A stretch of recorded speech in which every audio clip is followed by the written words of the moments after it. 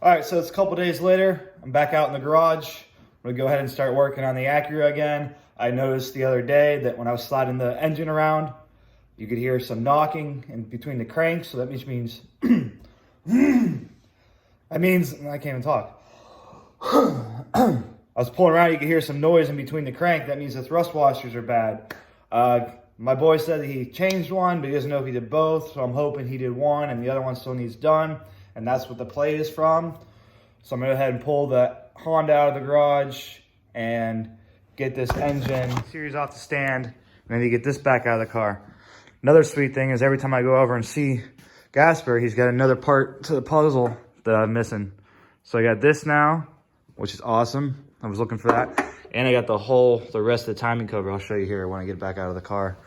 And I got an engine hoist, a big boy too.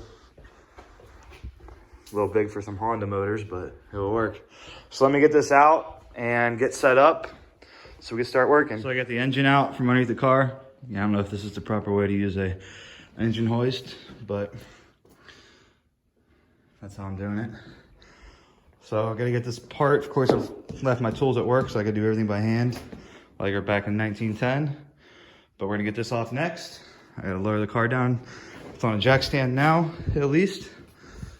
And then we're gonna get this guy connected to that stand and flip her over, pull her apart. Get the K over there, tranny there for this. So we're gonna flip her over.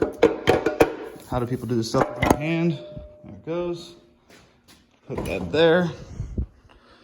Obviously needs gaskets, not a big deal.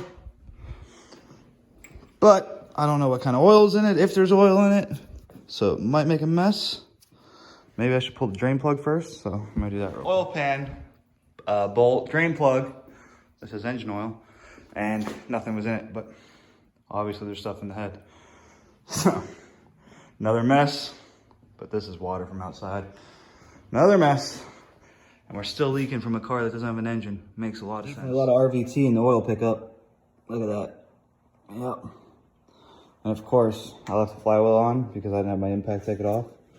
And this is pushing against it, so I can't slide the crank back and forth to see what's going on. Maybe if I loosened it a little bit, it might work. But yeah, I'm gonna pull these 10s off, the oil pickup, and then the whole girdle's gonna come off.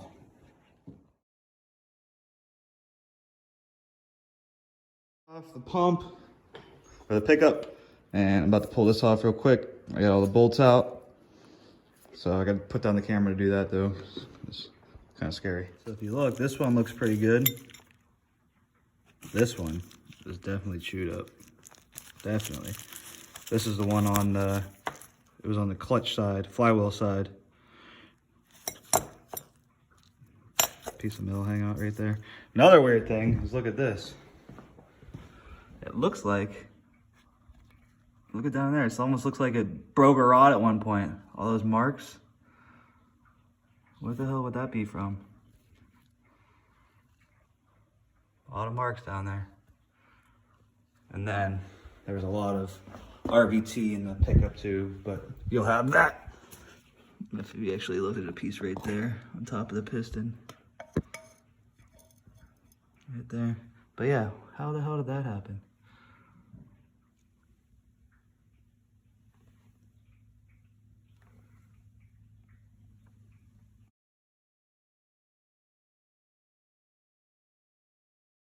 Everything put away. Figured it all out the other day, but check those out. This one's definitely bad. This one doesn't look bad at all, but it's just super strange. So I wonder if he only just replaced the one, because this one's real bad. Or there's a bent crank or something, and those marks inside of there, up in there, are super, super, super strange. Look at that. Like, what is that? How did that happen? The oil squirter's even charred up. We'll figure it out. Got all the time in the world.